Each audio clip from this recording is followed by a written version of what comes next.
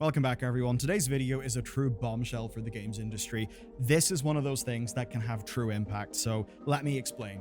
What just happened is the European Union just rewrote the rules on premium currency in games. Of course, that's the home of Ubisoft, of CD Projekt, of DICE, of Remedy, and so many other companies. And make no mistake, the new rules that they have just laid out could change gaming utterly. Actually change the games that you play. So you know those bundles where you've got to buy more currency than the item that you want costs? Or perhaps the idea of limited time events, of no refunds and digital purchases. These are all being fought against by legislators. And when the EU takes action, it's a large enough block that it can reverberate around the world. And as evidence, how's that USB-C charger on our phone working out? There's a lot to talk about. Strap in. This one could actually, honestly, be pretty fucking good. Oddly enough, you've got EU legislation to thank for the standardized phone charger situation and for many, the ability to play ROMs on their iPhone. But now we seem to have EU legislation to thank for premium currency being threatened, so here's what went on. In September 2024, the EU proposed the Digital Fairness Act that was targeting all the practices online that make using digital services miserable, and in particular, it called out dark patterns in video games as one of the targets, and that's basically the gross manipulative techniques that trick and strong-arm money out of people, obviously, especially applying to people who are not yet adults. And this is fairly weighty because in the EU alone, games are obviously big business. Revenues have been going up in the EU. Online game spending in 2018 represented 74% of turnover coming from online revenue and 83% by 2022.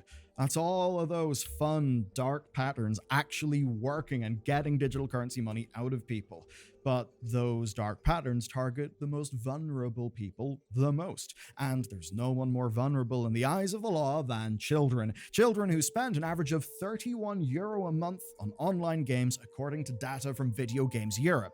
Well, that's actually went down from 2023. I guess that's good. Everyone's feeling a little bit of the economic pinch, but it's not stopped the EU from taking action to protect kids, basically, from predatory premium currency models. And in situations like this, there's often a great offender, right, that is held up as an example of something doing everything wrong. So you might wonder, is it an Activision game? Is it Ultimate Team from the EA football games? Maybe it was Roblox.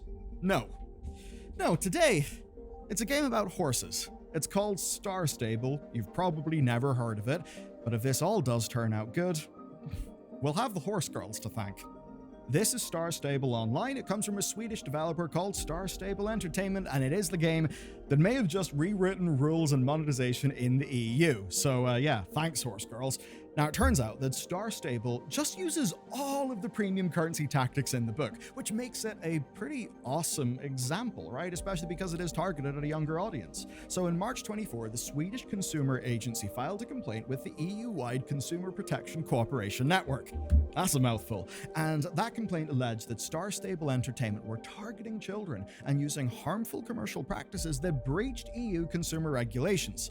Now, the findings corroborated much of those allegations. They found that the game made direct appeals to children in their ads, that they were using pressuring techniques like FOMO, which is particularly despicable when it's not, on adults, and there was a lack of transparency on purchases and loads more things. I mean, here's an example of one that's particularly rough. They were responsible for influencers promoting the game to kids without any disclosure of the spending risk. So, in short, it's bloody well damning. Star Stable Entertainment now have a month to address complaints and propose solutions with their game, but what matters for our purposes today is the Consumer Protection Cooperation Network, we can just call the CPCN. They have laid out what they want. So I'll spell it out via an example. This is what should happen in the ideal world. You, dear gamer, want to buy yourself a new horse. You see that your new horse costs 300 star coins. The store tells you that's around £5, so it just lets you buy 300 coins exactly. You buy exactly what you need for the horse, rather than the current bundles that exist of 200 coins or 400 coins, meaning that you always have to buy with some wastage, which just ends up giving the company more money. So in short, no obfuscation bullshit, no weird tactics. And worst of all for these companies, this will have them bloody well shaking. You'd have to have a refund policy, both for the coins and the horse. And none of this would be pitched as a limited time event where you have got to get the thing right now. So that's an example then of how these policies should be applied, and each is indeed a massive win for consumers. But that would not matter if this amounted to nothing. You could look at all this and think, right, so some Swedish horse game has got a slap on the wrist.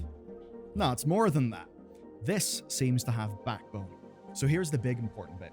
These solutions are the backbone of what the European Consumer Organization calls key principles for trustworthy gaming environments. And these could cause huge problems for anyone who is using premium currency. When I say this could shake the foundations of the game industry economy, I absolutely mean it. So these, which I'm going to spell out for you, are the minimum requirements for purchasing and using virtual currencies in the EU. And what's neat is the philosophy behind them. So the CPCN considers these premium currencies as an equivalent to the real money that is used to purchase them. And that for them means that they are just as worthy of legal scrutiny. So you can see how that is in a way a mindset shift that paves the way for actually treating these as they are. So just think about the last game that you played that had a premium currency in it. Whatever that game is, I want you to keep it in mind.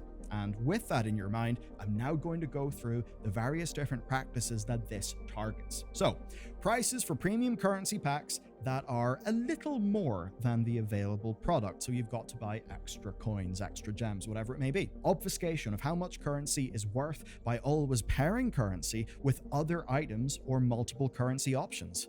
As an example, I think World of Warcraft may actually fall for that because it includes Trader's Tender in one of the new mount bundles. Another one, a complete lack of a refund option for making currency purchases or even for in-game items. So there would have to be a refund policy. That's something none of us are used to in these games. Also, FOMO practices to encourage buying. Those are going to be looked at, so some of those may no longer be allowed. And all of these practices are now something that the EU can hold against developers and publishers, even more so if the parental controls of said game are not up to scratch. So it's less a case of me saying, can you think of any game that falls into those categories? And it's more me saying, can you think of a game that doesn't fall into those criteria? It's fairly humongous, which might indeed be the point here. We know this is something the EU have been thinking about in other circumstances than just Star Stable. As an example, in September 2024, the European Consumer Organization published a report on popular online games, and in that report, they targeted Diablo 4, EA Sports FC 24, Minecraft, Fortnite, and a bunch of others, and it was all about how the virtual currencies work. They were not thrilled on what they found in those games, right? Because many of them, well, they did the same things that, Star Stable did that we do not like. And that straight up means we can say that Electronic Arts and Blizzard Entertainment are being directly targeted by this body. That really is something. So it's no wonder that the BEUC will be holding workshops to help European companies implement these new principles. Because it seems they may actually have to implement them. Everything that they previously thought was acceptable pretty much now isn't.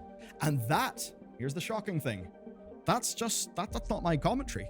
That is what the industry response has been, so we know they are shaking in their boots. It ain't surprising the industry bodies aren't thrilled about this, and a big shout out to one of our Bellular Games members, Neo Nebulosa, for directing us to this stuff. So, the European Game Developers Federation and the Video Games Europe, or two groups basically, they've published a joint statement that expresses their disappointment with the findings. Let's read their statement. Quote, "We are disappointed by the lack of engagement from the CPC network in creating these principles, which introduce new legal theories and misguided interpretations of EU consumer law that will create confusion and disruption for European customers." Sidebar. Oh no, we're going to be disrupted by sort of annoying predatory stuff going away. What an awful disruption. Back to the statement. It will also present a challenge to the industry's future growth and could even deprive millions of consumers access to their favorite games. Now that last bit is the interesting thing. So understandably, right?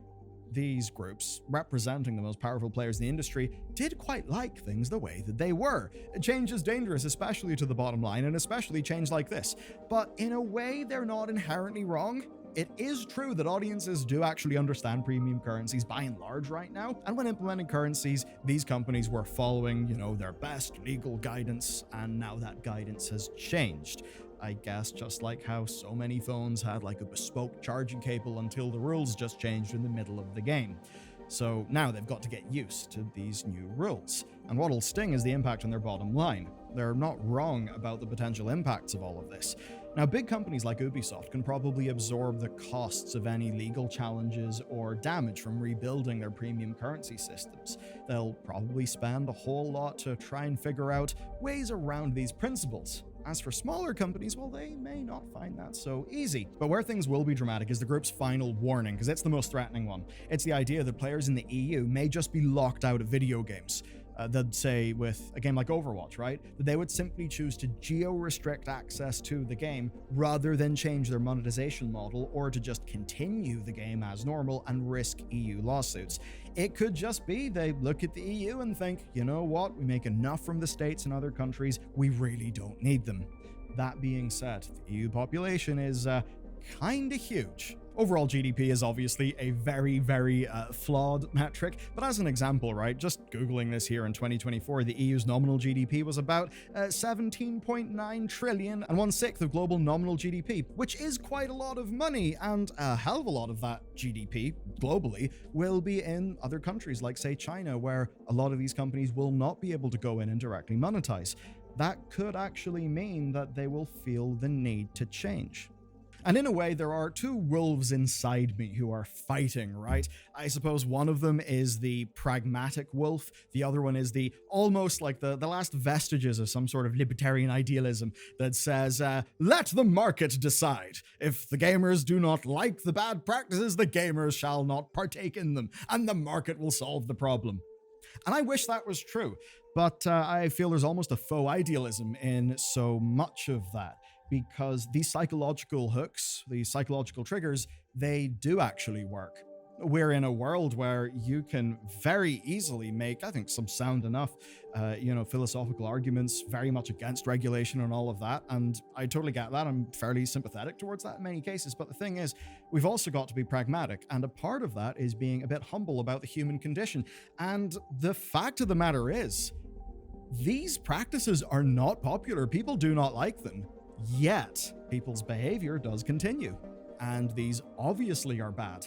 And as people who enjoy video games, we see that as these types of practices derive more and more revenue, they then become what the companies focus on, and that is worse for the actual video games. Because I suppose in a way, how much of game industry revenue comes essentially from psychological manipulation and these various business strategies that are designed to rake in revenue in a way that's not like really tied to the experience of a game that you purchase. We've just seen the share of that increase and increase and increase, and it's no wonder that as that is increased, the rest of us have become less and less satisfied with games. So in a way, if this does hurt the revenue of a bunch of companies and unfortunately leads to a bunch of job losses because these types of practices are no longer viable, good riddance. Good riddance, absolutely. Let the companies fail, let those jobs go down. How we run things should be a dialogue between the private and public sectors, and in a case like this, I think it's an example of the public sector, right? The people essentially saying, we actually do not like this practice. We don't want this to be the rules of the game. We want the rules of the game to change, to be more robust. And the market will, once it adapts to that, find a solution. And if the new rule set is a better rule set, then that should be a net good. But of course, none of this will matter if there's no enforcement. Because one country making a digital consumer policy often will find difficulty in enforcing it because you're just one little guy, Mr. Belgium, right? That's why even though Belgium has banned loot boxes, so many games simply just ignore that and still operate in the country. Like in World of Warcraft in the new raid, one of the bosses is basically a slot machine boss. We always have the joke that for the person in our team that's in Belgium, that boss just can't drop any loot. I don't know, there's an EU firewall or a Belgian firewall. That's a joke, but you get the point. As much as many people have kind of went, oh, Belgium, you take him down, it hasn't really mattered because it's just Belgium, just one little guy. It's a bit different here, though. And that's because the EU is, 26 other countries, and also Belgium. In 2023, it was worth 25.7 billion euro in game revenues. That's a lot of revenues. And we know that their legislators are willing to take on the likes of Apple and Google when their rulings are being defied. They have done that.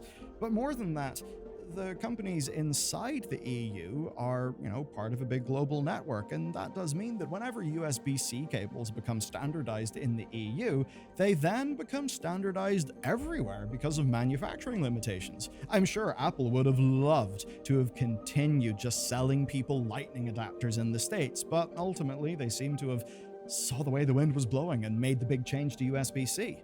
No one wanted to have, of course, a whole factory just making EU-only phones. And again, thinking about the impact that would have had on the whole ecosystem of manufacturing partners, blah, blah, blah. So you can see how with hardware, it does kind of make sense. We can see, though, software examples where it's not really the same thing. It's not like you can just go and get an emulator for your iPhone in America, but you can in the EU. So the question then is, will developers want to risk losing a large slice of that EU-derived money? Or will they simply have to ship a cut-down and less exploitative version of their in-game monetization to European countries? If so, it puts them in a fun little dilemma where the American gamer may get a transparently worse deal than, say, the European gamer.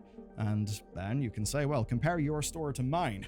My one is a bit more respectful, doesn't have as much FOMO, doesn't have as many tricksy bundles and things that basically feel like a scam. And that'll be a bad look. That's the dilemma that these companies face, and in a way, it's all thanks to a game about horses. So, hero of the day? Horse girls. I guess that's a thing. Okay, tell you what though, if you want another story, another big, grand, juicy story, check out this one. It also hits the EU, but it also hits corporate melodrama, which is honestly some of my favorite.